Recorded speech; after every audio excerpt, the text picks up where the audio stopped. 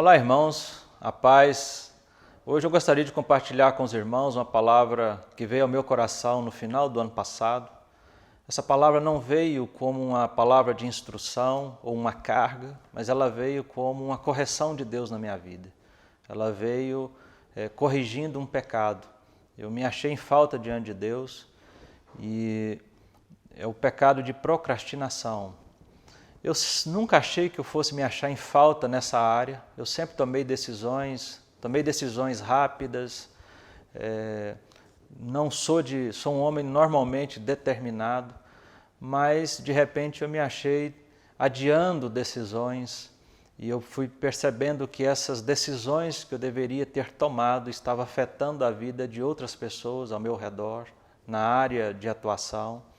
Então Deus me corrigiu, me advertiu, e como eu estou dando passos desde então, eu me sinto muito tranquilo em ministrar isso aos irmãos, até na expectativa de que, como Deus corrigiu o meu coração nessa área, possa também, de repente, corrigir o seu coração.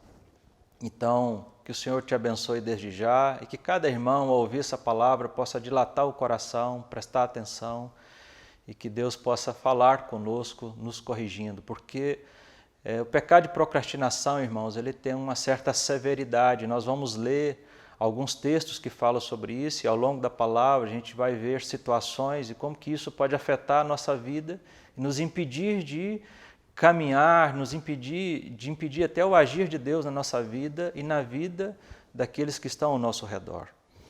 Então, mais uma vez, Senhor, eu peço graça e unção e favor do Senhor para ministrar aos irmãos. Nos dê nesse dia um coração aberto, sedento, e que a Tua palavra possa achar lugar de transformação na minha vida e na vida do Teu povo. Em nome de Jesus, fala conosco, ó Pai. Provérbios 6:10 diz assim: um pouco para dormir, um pouco para tosquenejar. Essa palavra tosquenejar é repouso, soneca, cochilo. E um pouco para encruzar os braços em repouso. Esse texto ele é uma advertência clara contra a preguiça, mas antes de entrar, deixa eu trazer a definição dessa palavra procrastinação. O que é procrastinar? Você sabe o que isso significa? Procrastinar é adiar uma ação ou decisão, é deixar para depois, é postergar, é protelar, é decidir não decidir. Ou numa linguagem mais comum, empurrar com a barriga. Você conhece alguém assim? Você conhece alguém que fica adiando decisões ou atitudes, tarefas, deveres, obrigações, vai adiando, deixando para amanhã, para depois e que nunca faz? Em 1 Samuel, no capítulo 16, versículo 1, diz assim: disse o Senhor a Samuel: até quando terás pena de Saul, havendo eu o rejeitado para que não reine sobre Israel? Enche um chifre de azeite e vem. Enviar-te-ei a Jessé o belemita, porque dentre os seus filhos me provide um rei. Eu queria tomar por base ao longo dessa palavra essa expressão, até quando? Porque essa pergunta é uma pergunta de Deus a Samuel. Uma pergunta do céu, diz, até quando? Até quando você vai ter pena de Saul, havendo eu o rejeitado? É o céu dizendo a Samuel, você está demorando, e que o tempo estava passando, e você não toma uma decisão, você continua tendo pena de Saul, e o povo está padecendo porque eu já me provi de um rei, e você não vai lá ungir esse rei. Até quando você vai ficar tendo pena de Saul? Irmãos, o tempo todo nós estamos tomando decisões. Algumas decisões que nós tomamos, elas são muito tranquilas, elas não trazem muito impacto, ou não têm muita importância. Por exemplo, a decisão de vestir essa roupa que você está usando hoje. Foi uma decisão rotineira, mecânica, óbvia, que não tem repercussão, não tem peso, não tem muita relevância ou importância. Mas há decisões que são importantes e que exigem de nós um posicionamento. E às vezes algumas decisões elas vão exigir coragem, vão exigir renúncia e vai exigir da nossa parte investimentos. E mesmo às vezes nós convencidos de que é o certo a fazer, nós adiamos, nós procrastinamos. E algumas dessas decisões, dessas atitudes de deixar para depois, ela inviabiliza coisas importantes na nossa vida e com frequência na vida de pessoas que estão à nossa volta. Então, como eu disse, eu quero falar aos irmãos de maneira amorosa, mas de uma maneira séria, porque pode ter decisões que você vem adiando e às vezes essas decisões elas podem ser decisões emergentes. Tem coisa que se você não decidir, você vai até correr risco de vida, risco de morte. E há coisas que eram para ontem e que têm um apelo de urgência. E quanto mais às vezes nós adiamos, mais problemas nós vamos acumular para diante. Por exemplo, aquele check-up que você, principalmente o homem, depois dos 40 anos, se recusa a fazer. Mas você vem adiando e você precisa fazer, é uma consulta que você precisa de ir ao seu médico, mas você não encara e você fica adiando para depois, para depois. E eu fico imaginando que esse depois pode terminar num leito de hospital, onde vai ter um médico com uma cara fechada dizendo assim, por que você não olhou isso antes? Por que você não veio antes? Então, quem sabe a decisão que você está adiando é aquela dieta que você afirmou que você iria começar na próxima segunda-feira e você não começou. E o problema é que tem várias segunda-feiras que você já vem adiando essa decisão. Então, tem gente que mesmo sabendo dos riscos, sabendo da importância desse check-up, é como se o médico dissesse assim, olha, se você não tomar tal decisão, você vai morrer. E a pessoa às vezes prefere morrer porque ela escolhe deixar para amanhã uma decisão que ela deveria ser tomada tempos depois. Quem sabe, irmãos, no seu caso não é um recomeço espiritual. Quem sabe Deus já não disse que você precisa voltar ao primeiro amor e à prática das primeiras obras. Você às vezes já percebeu que você levantava cedo, às 5h da manhã para buscar o Senhor, que o seu coração fervia por Deus, que você já experimentou de um momento mais intenso com Deus, mas você agora encontra-se apático na presença de Deus. Deus já falou, mergulhe na minha presença, busca minha face novamente, mas você vem adiando essa decisão, vem adiando esse tempo com o Senhor. Quem sabe você continua crendo nas mesmas coisas, mas o seu coração não está mais ardendo. Você já ouviu o Espírito Santo dizendo, mergulhe na minha presença, mas você continua postergando essa decisão, adiando, e o seu coração está apático. E você precisa voltar urgentemente à prática das primeiras obras e ao primeiro amor para com Deus, e você vem adiando. E a pergunta dos céus ao meu coração e ao seu coração é, até quando?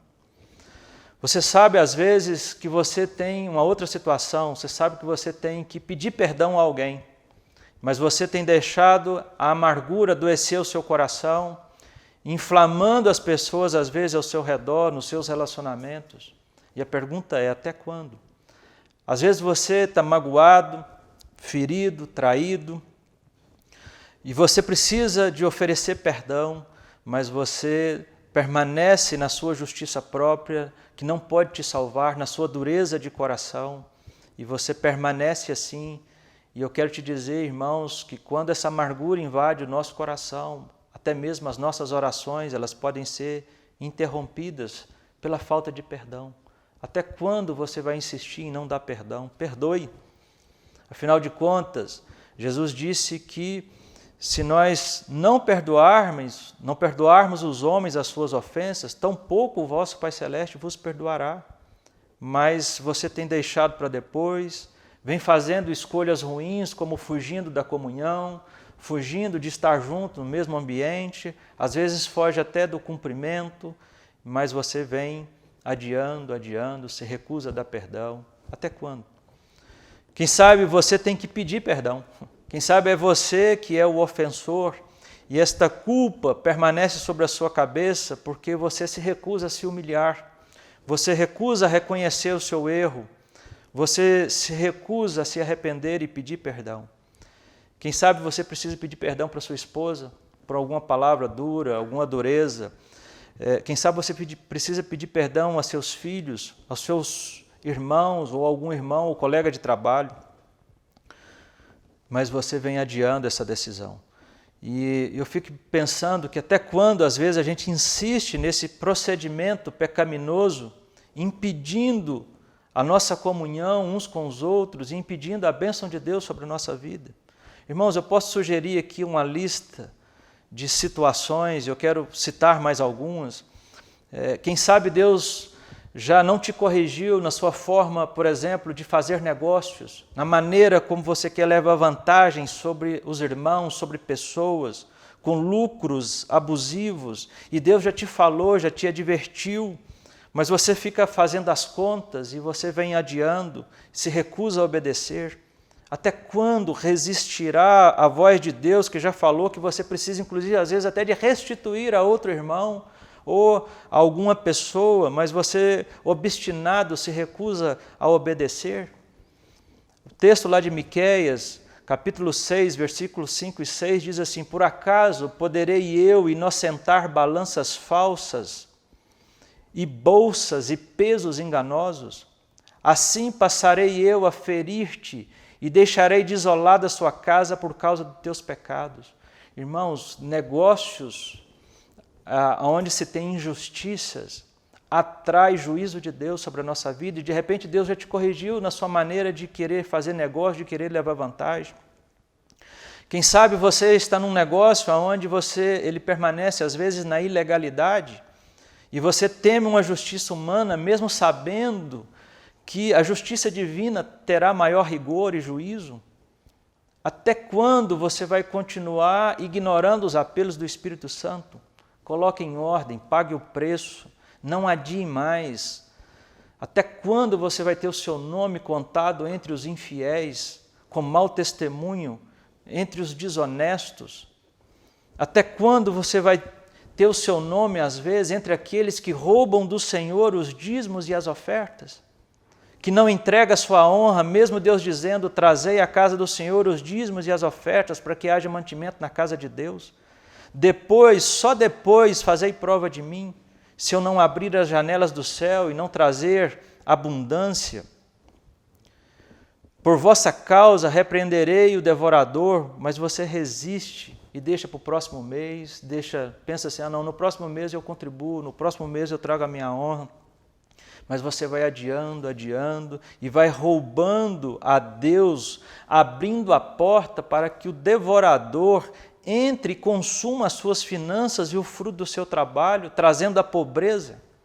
Até quando, irmãos? Até quando nós vamos trabalhar e colocar o nosso dinheiro num saco furado, porque não estamos obedecendo a palavra que já está no nosso coração, por falta de fé?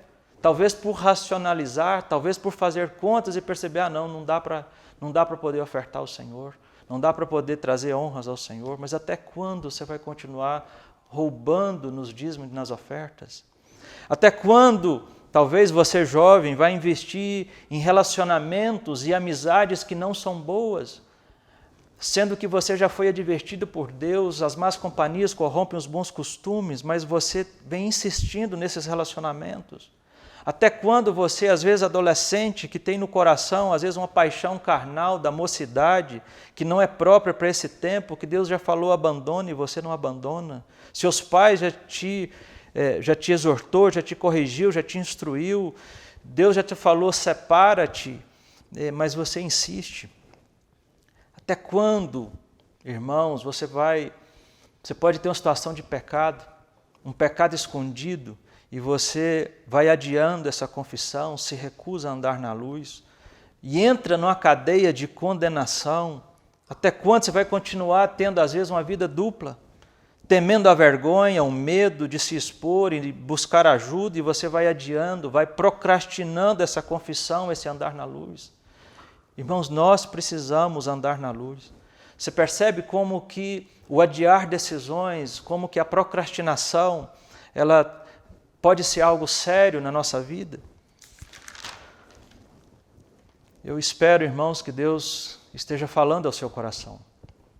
Às vezes é uma renúncia de algo que Deus já pediu. Deus já disse assim: olha, deixa isso morrer no altar, renuncia, mas você não se recusa a se entregar. Às vezes Deus já falou e você vai levando, só que levando, adiando, irmãos, empurrando com a barriga, você pode estar comprometendo o seu futuro e o futuro de outros. Às vezes empurrar com a barriga, você está permitindo que Satanás, inclusive, tenha acesso a determinadas áreas da sua vida, você está abrindo janelas para o pecado, fazendo concessões com o inimigo, e o inimigo, inclusive, vai tocar na vida dos seus filhos por causa disso. Postergando, irmãos, podemos prejudicar a nossa casa, a nossa vida, os discípulos a quem servimos, quem sabe? O até quando de hoje, irmãos, ele não é uma palavra de acusação. Não é assim que Deus tratou no meu coração, mas é um clamor do céu, de um Deus que eu acredito que nós estamos numa reta final da vida nessa terra, talvez de uma guinada mundial que pode acontecer nesse tempo, mas Deus quer te livrar, quer te proteger, quer te fazer avançar no reino dele, mas você está acomodado. E você vem adiando, às vezes, recomeços de comunhão, recomeços de relacionamento, recomeço na sua vida cristã. Você vem postergando. E Deus quer te sacudir. Então, até quando nesse dia, por favor, não receba como uma palavra de acusação, mas receba como uma palavra de ânimo da parte do Senhor, uma palavra de amor da parte do Senhor que quer te fortalecer nele, que quer que você comece a tomar decisões imediatamente. Deus quer que nós avancemos, irmãos. Deus quer que você continue buscando a Deus, buscando a comunhão, fazendo a vontade dele, que você não adie decisões ou definições no seu coração. Samuel, Deus disse a Samuel, Samuel, você está tendo pena de Saul, sendo que eu já o reprovei. Eu já não sou, já tirei de sobre ele a minha unção. E você, Samuel, tendo essa pena de Saul, você está impedindo que Israel receba da minha parte, continue sendo abençoado. Eu não deixei Israel, mas você está prejudicando toda essa nação, postergando, adiando, você com essa pena e essa autopiedade de Saul. Eu já me provi de um rei, um deles é o filho de Jessé. Até quando você vai permitir que essa situação se arraste, toda uma nação fique estagnada pelo seu apego a Saul, pela sua pena a ele? Então Deus diz assim, rapaz, enche um chifre de azeite, o rapaz aqui por minha conta, e vai à casa de Jessé, faça alguma coisa. Deus tem o seu tempo, irmãos, e nós precisamos sincronizar a nossa vida com o tempo de Deus. Salmos 90:10 diz assim, ensina-nos a contar os nossos dias para que alcancemos coração sábio. Eclesiastes 3:1 diz assim, tudo tem o seu tempo determinado e há tempo para todo o propósito debaixo do céu. Eu sugiro, inclusive, que você leia Eclesiastes todo, no capítulo 3, no versículo de 1 a 8. No capítulo 11:4 de Eclesiastes, diz assim, olha, quem somente observa o vento nunca semeará, e o que olha para as nuvens nunca cegará. Sabe o que eu aprendo com esses textos? É que se há tempo para tudo, para todo o propósito de Deus, a procrastinação nossa prejudica esse conceito. A nossa procrastinação impede de sincronizar a nossa vida com o cronômetro de Deus, com o tempo de Deus. Efésios 5:16 diz assim, remindo o tempo, porque os dias são maus. Remir aqui, irmãos, não é aproveitar o tempo melhor. Remir aqui é resgatar o tempo perdido. Consegue entender? Eu sugeri aqui, irmãos, várias situações que talvez possamos nos enquadrar, mas Deus pode ter outras, você pode ter outras na sua vida. Decisões que você precisa tomar, às vezes, com os filhos, com seu cônjuge, com negócios, com irmãos. Mas eu creio que o Espírito Santo é livre e ele pode trazer outras situações e falar no seu coração, lá no seu íntimo. Mas eu queria aqui agora apresentar algumas situações por que nós postergamos. Às vezes por preguiça, conforme o texto que lemos lá de Provérbios 6, de 9 a 10, né? Ô preguiçoso, até quando você vai ficar deitado? Quando te levantarás do teu sono? Né? Um pouco para dormir, um pouco para tosquenejar, para cochilar, um pouco para encruzar os braços. Esse texto termina assim: assim sobrevirá a tua pobreza como um ladrão e a tua necessidade como um homem armado. Eu fico imaginando, irmãos, como que postergar decisões pode impactar toda a nossa vida. Queria te perguntar, quanto vale uma vida familiar em paz e próspera? Quanto vale uma profissão ou empresa que te prospera em Deus? Coloque o foco no quanto vale, não no quanto custa, para que você possa tomar decisões. Se o preço a pagar para você obter essas coisas é um preço alto, pague porque vale a pena. Então eu queria te dar alguns subsídios para que você possa tomar decisões e avaliar os custos das decisões. A primeira, avalie a urgência das decisões. Quanto prejuízo você está tendo ou está sendo produzido por causa da sua procrastinação? O quanto é urgente que você se posicione? Tem coisas que não pode esperar. Tem coisas que têm um dano enorme, tanto para você quanto para os outros, se você adiar essa decisão. Irmãos, para ilustrar essa questão da urgência das decisões, eu queria tomar por base o texto de Gênesis 19:15, que conta a história de Ló. Eu não vou ler o texto todo, mas eu quero contextualizar. Acredito que os irmãos conheçam essa passagem. Deus manda 2 anjos à casa de Ló para anunciar o juízo de Deus sobre Sodoma e Gomorra, sobre os pecados daquela cidade. E os anjos vêm, entram na casa de Ló e anuncia o juízo. E a partir do Gênesis 19, versículo 15, diz o texto assim: ao amanhecer, apertaram os anjos com Ló, dizendo: levanta-te, toma tua mulher e tuas 2 filhas que aqui se encontram, para que não pereças no castigo da cidade. Como, porém, se demorasse, pegaram-no os homens pela mão, a ele, a sua mulher e as 2 filhas, sendo-lhe o Senhor misericordioso, e o tiraram e o puseram fora da cidade. Irmãos, pensa num contexto. Os anjos estão ali, o Ló está deitado, demorando para sair, sendo que vai chover fogo, vai chover enxofre, uma decisão que ele tinha que tomar, juntar as coisas, levantar cedo, juntar as coisas e partir, e ele está demorando. A tal ponto de que a Bíblia diz, sendo o Senhor misericordioso, os anjos pegaram ele pela mão e tiveram que arrastar ele para fora. E, havendo-os levado para fora, disse um deles: livra-te, salva a tua vida, não olhes para trás, nem pares em toda a campina, foge para o monte para que não pereças. Respondeu-lhe Ló: assim não, meu senhor. Irmãos, aqui o Ló está querendo negociar. E ele diz: eis que o teu servo achou mercê diante de ti, engrandeceste a tua misericórdia que me mostraste, salvando minha vida. Não posso escapar no monte, pois receio que o mal me apanhe e eu morra. Eis aí uma cidade perto para a qual eu possa fugir, e é pequena. Permite que eu fuja para lá. Porventura não é pequena, e nela viverá a minha alma. Disse-lhe: quanto a isso estou de acordo, para não subverter a cidade que acabas de falar. Apressa-te e refugia-te nela, pois nada posso fazer enquanto não tiveres chegado lá. Por isso se chamou Zoar, o nome da cidade. Então, o Ló aqui, irmãos, Deus anuncia o juízo e o Ló está deitado. Os anjos dizem: apressa-te, a tal ponto que no 16, os anjos o pegam pela mão, ele e a sua família, e o arrasta para fora, sendo o Senhor misericordioso. Então imagina o cenário, o juiz está vindo, o fogo vai cair e o Ló está deitado. Você consegue imaginar um cenário desse? Não é de se afligir? Quando eu li isso, irmãos, eu me desesperei pelo Ló, eu falei, é uma decisão que ele tinha que tomar de emergência, levantar cedo, fugir, juntar a esposa, os filhos, juntar as malas, fazer a bagagem, partir, e o Ló está deitado, irmãos. E os anjos têm que insistir, puxar ele pela mão, arrastar ele para fora.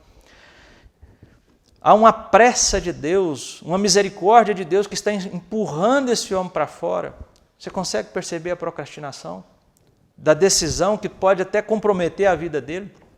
No momento de pressa, O Ló está negociando, ele diz assim, não, meu Senhor, deixa eu ficar nessa pequena cidade. Deixa eu te falar, irmãos, Deus nem sempre vai mandar anjos para nos puxar pela mão. Deus permitirá que nós tomemos decisões. Não espere um anjo, mas obedeça à voz de Deus, à advertência de Deus. Mesmo sendo arrastado, empurrado para fora, a mulher se perdeu e morreu porque o seu coração estava se apegado na cidade de Sodoma e Gomorra. O coração dela já tinha sido tomado. A urgência dessa decisão não foi suficiente para salvar a família inteira. Ló, a Bíblia diz assim, que Ló se afligia com os pecados daquela cidade. Irmãos, eu acredito, isso aqui é o que eu penso, que Deus, em outras ocasiões, já tinha falado para Ló, porque se ele se afligia com os pecados daquela cidade, qual que era a decisão mais óbvia? Sai da cidade. Mas Ló permaneceu ali, até que pela intercessão de Abraão, seu tio, Deus manda anjo para poder tirar ele para fora. E quando os anjos chegam, os anjos têm que insistir, puxar ele para fora. E o Ló adiando, procrastinando, devagar. Então, eu fico pensando que possivelmente a procrastinação daquele marido fez com que aquela mulher se perdesse. E se a gente continuar lendo a história, ela termina de uma forma, irmãos, muito ruim, porque as filhas embriagam o pai e geram deles dois povos que foram inimigos de Israel durante todo o reinado de Israel. Então, por quê? Porque elas saíram daquela cidade, carregando o pecado daquela cidade no coração. Quando eu olho, por exemplo, para um outro exemplo na Bíblia, de alguém que não procrastinou, de alguém que não perdeu a oportunidade, lá em Lucas 19, 2-6, fala da história de Zaqueu. E o texto diz assim: Eis que um homem chamado Zaqueu, maioral dos publicanos e rico, procurava ver quem era Jesus, mas não podia, por causa da multidão, por ser ele de pequena estatura. Então, correndo adiante, subiu a um sicômoro, a fim de vê-lo, porque por ali havia de passar. Quando Jesus chegou àquele lugar, olhando para cima, disse-lhe: Zaqueu, desce depressa, pois me convém ficar hoje em tua casa. Ele desceu a toda pressa e o recebeu com alegria. Irmãos, olha a diferença entre a atitude de Ló e a atitude de Zaqueu. O Ló deitado, o juízo está vindo, o fogo está quase caindo, e o Ló procrastinando, adiando, de maneira devagar, vagarosa. O Zaqueu, ele queria ver Jesus e ele subiu depressa, foi com pressa para ver Jesus, e quando Jesus vem, Jesus diz para ele assim: desce depressa. E a Bíblia diz assim: olha, ele desceu a toda pressa e o recebeu com alegria. Sabe como é que essa história aqui termina? Termina com Jesus, o Zaqueu se convertendo, restituindo a quem ele tinha roubado, e Jesus dizendo assim, a Bíblia diz que Jesus exultou no seu coração e diz assim: hoje se achou salvação nessa casa, aqui tem um filho de Abraão. Percebe a diferença, irmãos, das atitudes? Então, às vezes eu fico imaginando o Zaqueu baixinho, né, naquela árvore, curioso, querendo ver Jesus. Jesus vem passando debaixo daquela árvore e acompanhado dos discípulos. É interessante que Jesus estava ali de passagem mesmo, e ele diz: Zaqueu, desce depressa. Eu gosto demais dessa história, irmãos, de alguém que não perdeu a oportunidade, de alguém, inclusive, que buscou essa oportunidade de uma forma até estranha. Ele teve que subir numa árvore para poder ver Jesus.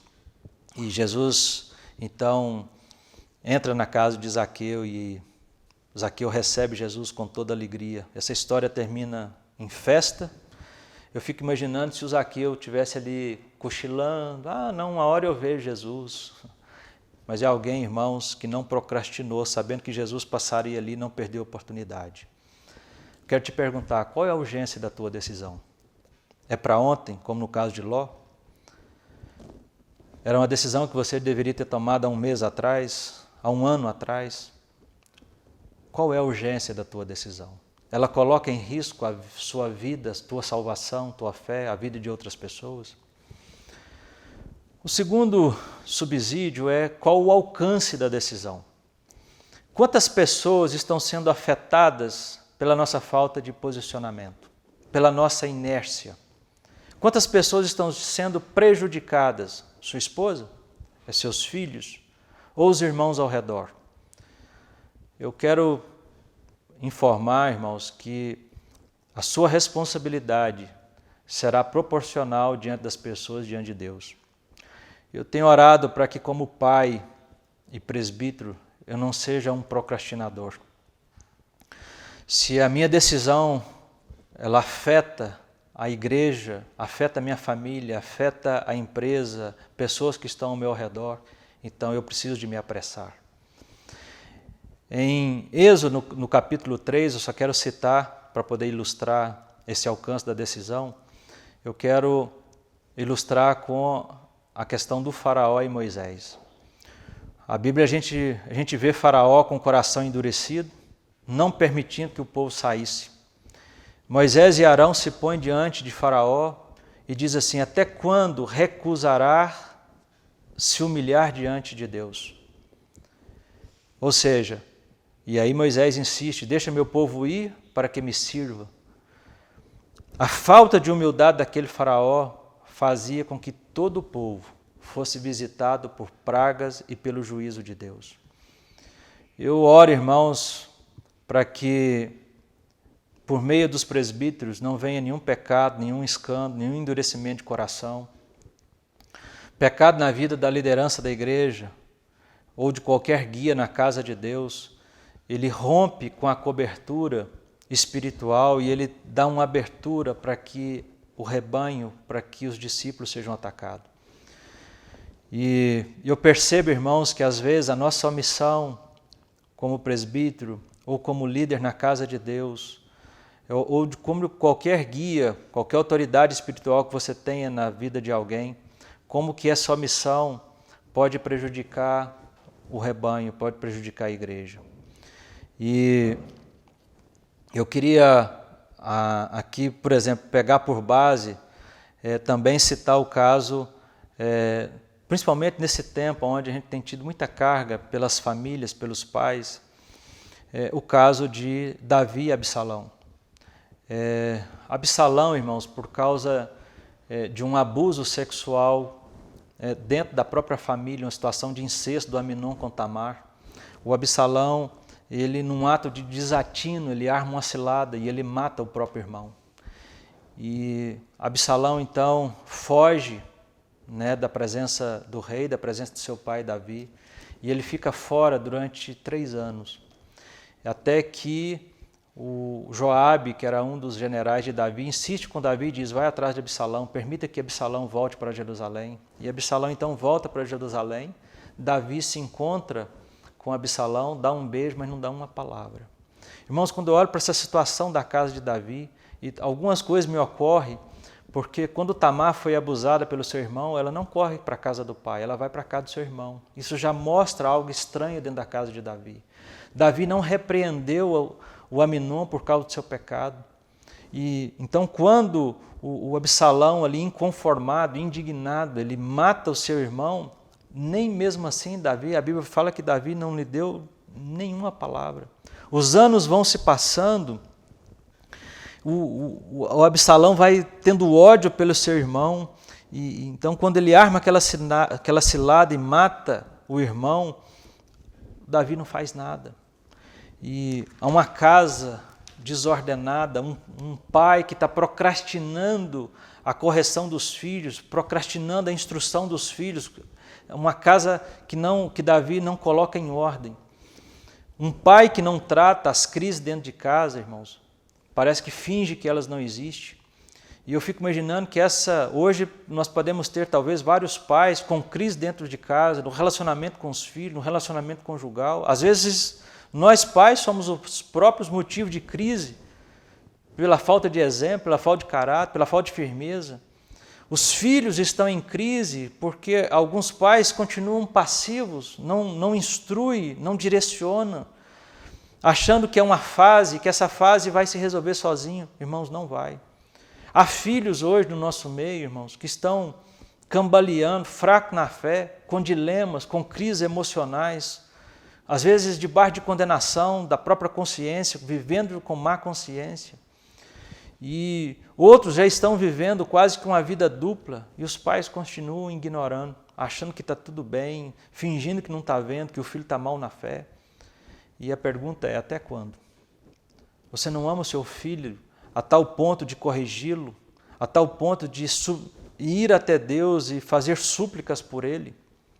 Há uma geração, irmãos, que eu temo estar se perdendo no nosso meio de adolescentes e jovens, não apenas por causa da permissividade dos pais, mas por causa da procrastinação dos pais, da recusa dos pais em não corrigir, em não instruir, em não buscar ajuda.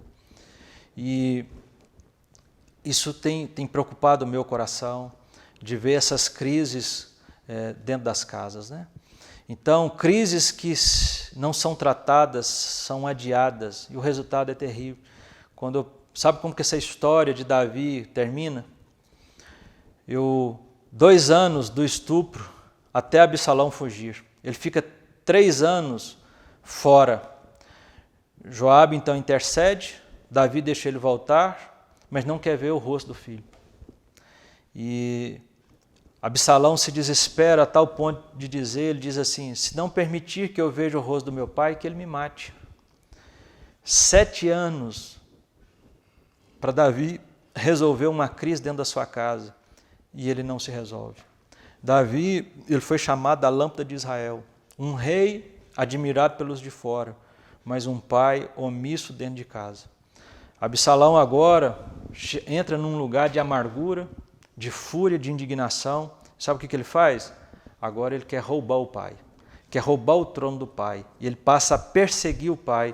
Ele arquiteta uma revolta em Israel, roubando o coração do povo, e ele põe o pai para correr literalmente. E a história termina com Davi em guerra com o próprio filho, e esse filho é morto, termina ele pendurado numa árvore, transpassado. Essa história está lá em 2 Samuel, no capítulo 13, depois os irmãos, se quiserem dar uma conferida, mas eu quero te perguntar, qual é o alcance da sua decisão? Quanto maior o alcance, maior a responsabilidade. É uma decisão como líder? É uma decisão como pai, como marido, como presbítero? Qual é o alcance da sua decisão? Quantas pessoas estão sendo prejudicadas porque você está postergando decisões e ações?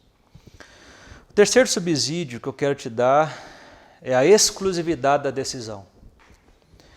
Quando eu penso nisso, eu penso assim, quem mais pode fazer, quem mais pode tomar essa decisão por mim? Quem mais pode fazer o que está me sendo cobrado?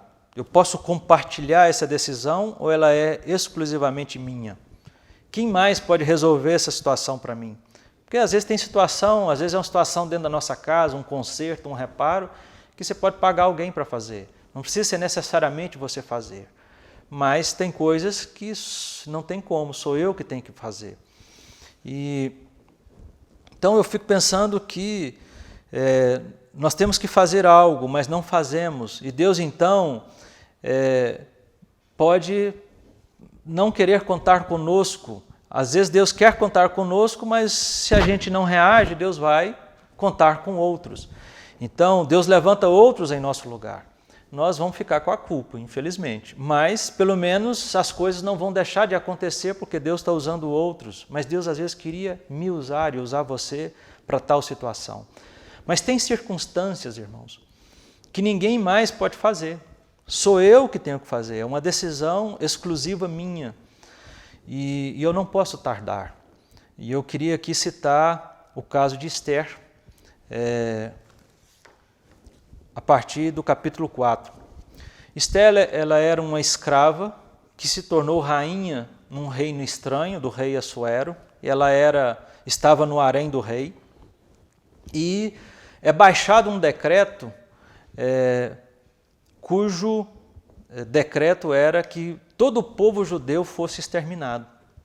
E ela era judia, E ninguém, naquele tempo, as mulheres não podiam entrar na presença do rei. O rei Assuero não permitia que ninguém entrasse na presença dele sem ser chamado, inclusive sua esposa.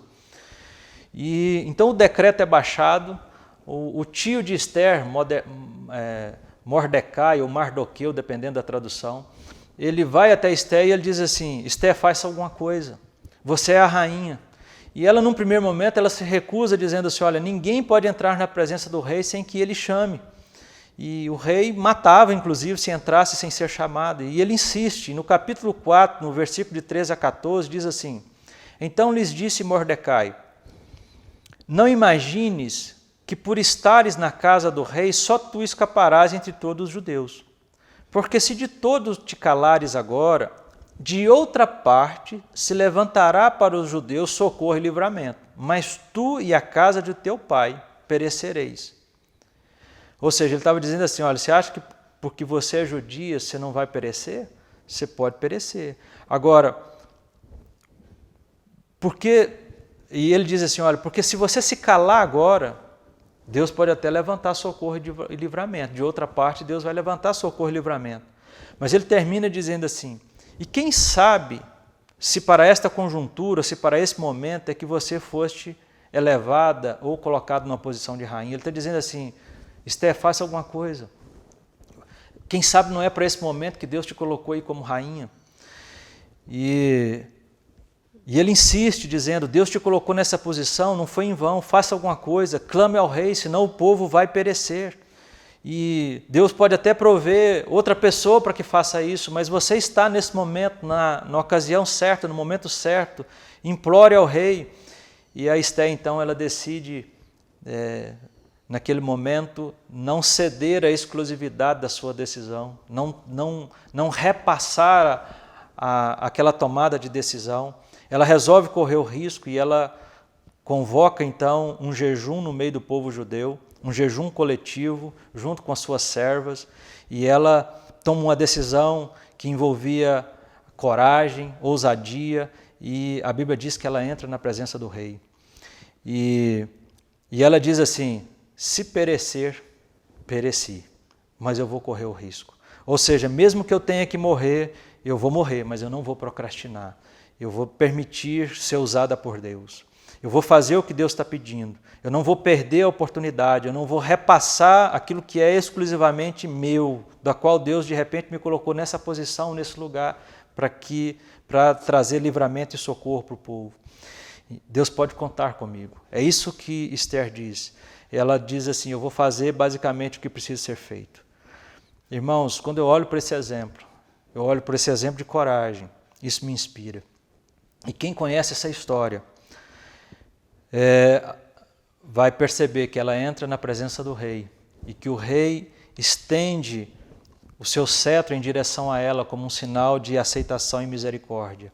E ela então intercede e o rei então retira aquele decreto. Minha pergunta é: há algo que só você está na posição de fazer? Deus pode contar contigo? E por último, quarto subsídio para que você tome decisão: calcule o impacto da sua decisão. Qual é o impacto dessa decisão? Ela pode mudar o ambiente e liberar, quem sabe, um agir de Deus na sua casa, no seu grupo caseiro, com os discípulos que você coopera, ou na igreja a quem você serve. Quando não tomamos decisão, isso pode, às vezes, represar a bênção de Deus sobre a nossa própria vida e sobre a vida daqueles a quem nós cooperamos e servimos. Quantas pessoas serão impactadas por sua decisão? Lá em 2 Reis, no capítulo 6, versículo 24 em diante, eu só vou contar, depois os irmãos podem ler, mas conta a história de 4 leprosos. Qual que era o contexto ali? Os sírios tinham cercado a cidade, não entrava nem comida e nem água. E é interessante que a crise foi tanta que uma cabeça de jumento valia 80 ciclos o que equivale a R$ 750 na moeda de hoje. Pensa o que é você comprar uma cabeça de jumento para comer por R$ 750. A turma estava comendo esterco de pombos e tinha que comprar a um ciclo de prata. E o que equivalia hoje a R$ 45 a R$ 50. Pensa, irmãos, que essa era a alimentação da cidade. O esterco de pombo, a cabeça de jumento, estava comendo de tudo, tamanha era a fome que a cidade estava. E a crise ela se agrava a tal ponto que as mães estavam comendo os próprios filhos, as próprias crianças. E Deus intervém, Ele faz um milagre ali em Samaria, e ali tinha um grande exército, com grandes despojos, com grande quantidade de mantimento, e Deus produz uma confusão no meio do arraial, que os sírios fogem e deixam tudo para trás. E o acampamento fica deserto, e 4 leprosos que viviam à margem da cidade, que não podiam entrar na cidade, eles descobrem aquele acampamento abastado de alimento e de riqueza. E a Bíblia diz que eles entram na primeira tenda e eles comem, pegam os objetos de prata, os utensílios que ali estavam, vai, se esconde, volta de novo, entra na segunda tenda e estão lá se fartando, até que um deles começa a dizer assim, olha, hoje é um dia de livramento. Se nós não avisarmos a cidade, nós seremos culpados diante de Deus. Então a consciência vem e eles então vão avisar nos portões do rei que os sírios haviam ido embora e que tudo tinha ficado para trás, os despojos, o mantimento, a riqueza, tudo tinha ficado para trás. Então a cidade sai e ali se farta, né? Quando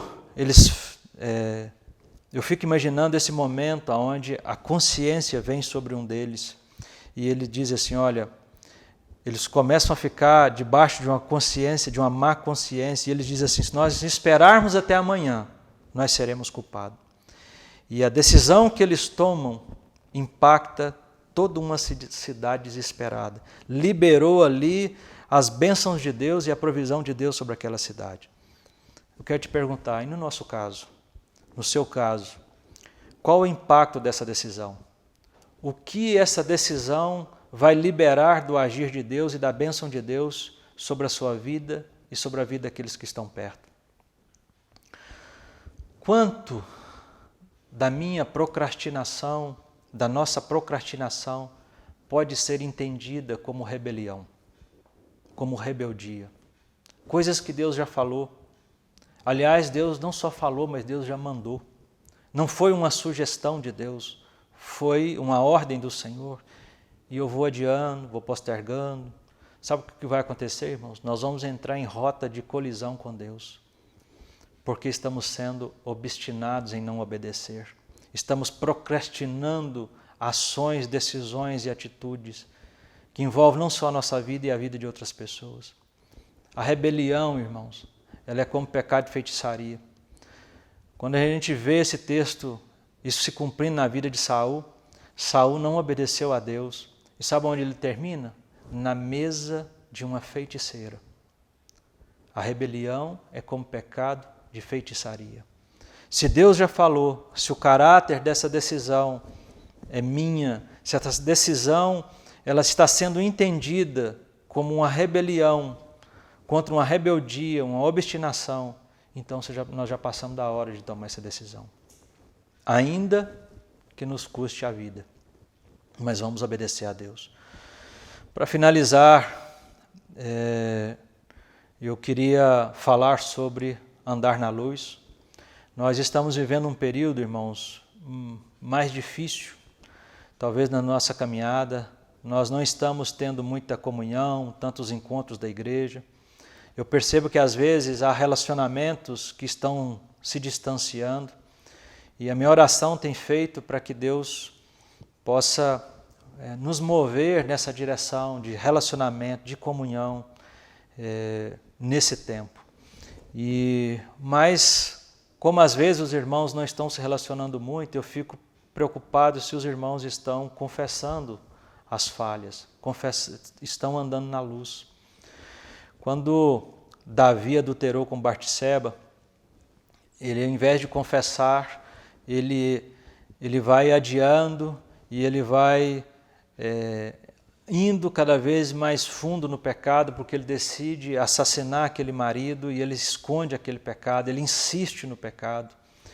E ele investe na dissimulação, porque ele está em pecado e ele está ali, continua como rei, e na escuridão do seu coração ele esconde aquele pecado, até que Deus, então, por misericórdia, Deus usa do profeta Natã para confrontar a vida dele. Mas foram meses procrastinando, dissimulando, não andando na luz, não contando o seu pecado, não confessando o seu pecado. E é interessante que quando Deus o confronta, nesse período, aliás, onde Davi está ali dissimulando, escondendo o seu pecado, quando Deus o confronta e ele então inicia-se um processo de arrependimento, as consequências vêm, o filho que foi fruto daquele pecado, ele morre, mas agora Davi, ele decide confessar o seu pecado e confessar o seu coração endurecido, enfrentar as consequências do seu pecado, e nesse meio ele escreve o Salmo 32 e o Salmo 51. Mas ele diz assim: enquanto calei, os meus pecados envelheceram os meus ossos, pelos meus constantes gemidos todo dia, porque a tua mão pesava dia e noite sobre mim, e o meu vigor se tornou em sequidão de estio. Olha, irmãos, o pecado na vida de Davi trouxe consequências físicas sobre o seu corpo. Ele diz assim: enquanto me calei, os meus pecados envelheceram os meus ossos, e pelos meus constantes gemidos todo dia. Sei lá se ele deu uma doença nos ossos, alguma coisa assim, mas ele diz assim no versículo 4, porque a tua mão pesava dia e noite sobre mim. Irmãos, isso causa no meu coração muito temor, de que a mão de Deus pese sobre a minha vida, por eu estar procrastinando decisões, atuações, definições. Quem sabe Deus não pode estar pesando a mão sobre a sua casa, sobre a sua vida, porque você se recusa a andar na luz, se recusa a colocar o pecado.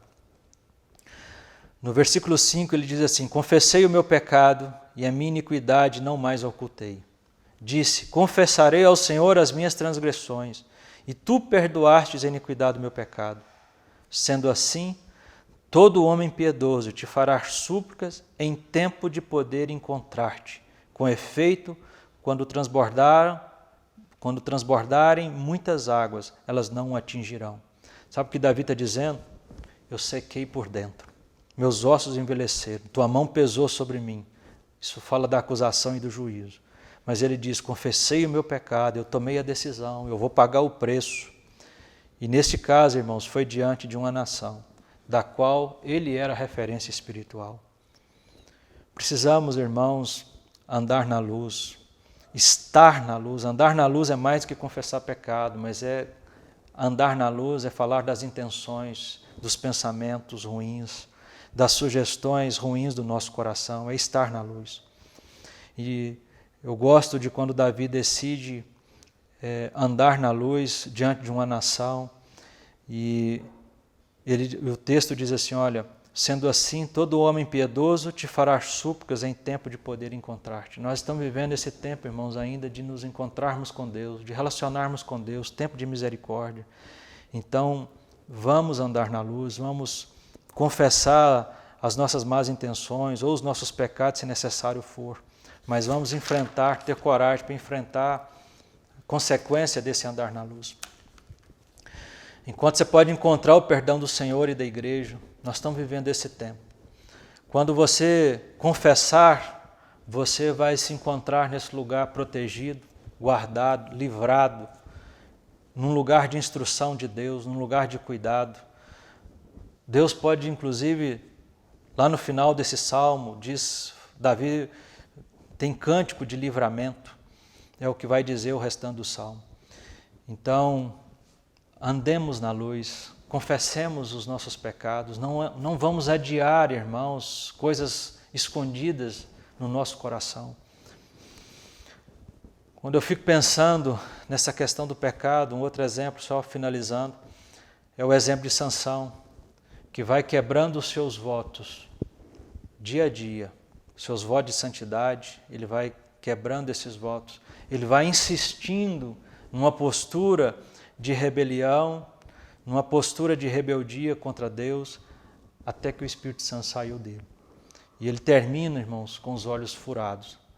Um homem que deveria ser o juiz, o profeta, e ele, por causa dos seus pecados, por causa da ausência de quebrantamento, ele vai postergando, adiando, quebrando os seus votos, até que o Espírito Santo o abandona. Eu gostaria respeitosamente me dirigir aos meus companheiros e líderes, aqueles que cuidam da igreja na casa, aqueles que são guias espirituais na casa de Deus. Apocalipse 2:20 está falando da igreja de Tiatira. E Jesus está ali corrigindo aquela igreja e ele diz assim: eu tenho, porém, contra ti, que tolerares Jezabel, essa falsa profetisa, que ensina os meus servos a se prostituírem e a comerem carnes sacrificadas a ídolo. O texto diz assim: dei-lhe tempo de arrepender. Quando eu olho para essa expressão, é a expressão da graça e da misericórdia de Deus. Dei-lhe tempo para se arrepender, mas ela não fez. E o juízo de Deus vem e diz assim: olha, eu vou prostrar ela de cama, eu vou matar os seus filhos. Irmãos, nós não apenas não podemos viver uma vida de pecado, de escondido, mas também como guias, como servos dos irmãos, nós não podemos permitir que o pecado permaneça no meio do povo de Deus. Deus aqui está corrigindo essa igreja e nós, da mesma forma, na condição de guia, no lugar onde Deus nos colocou, seja como discipulador, como líderes, como presbíteros, nós não podemos permitir pecados no meio da igreja sem que não sejam confrontados. Então, não podemos tolerar o pecado no meio da igreja. Nós somos responsáveis por manter a doutrina, o ensino e a ordem no meio do povo. Quando eu olho para isso, eu vejo a misericórdia de Deus insistindo comigo, insistindo conosco. O texto diz: dei-lhe tempo para que se arrependesse. Deus hoje, irmãos, por meio dessa palavra, está nos dando oportunidade de nos arrepender, de mudarmos, de começarmos a tomarmos as decisões que estamos adiando ao longo da nossa vida, seja ela qual for. Deus está nos dando tempo. Eu acredito que é a misericórdia e a graça de Deus estendida a nós. Eu tenho orado, irmãos, para Deus nos livrar de todo e qualquer escândalo e pecado, mas também para Deus nos usar uns na vida dos outros, como guardas, como protetores, como os vigias uns dos outros, para zelarmos uns pela vida dos outros, para zelarmos por meio da oração, por meio do falar a verdade com muito amor uns com os outros, por meio do confronto, mas para que a igreja do Senhor, limpa, com nenhum pecado, possa continuar avançando. Que o Senhor abençoe cada um. Um forte abraço a todos. Em nome de Jesus. Amém.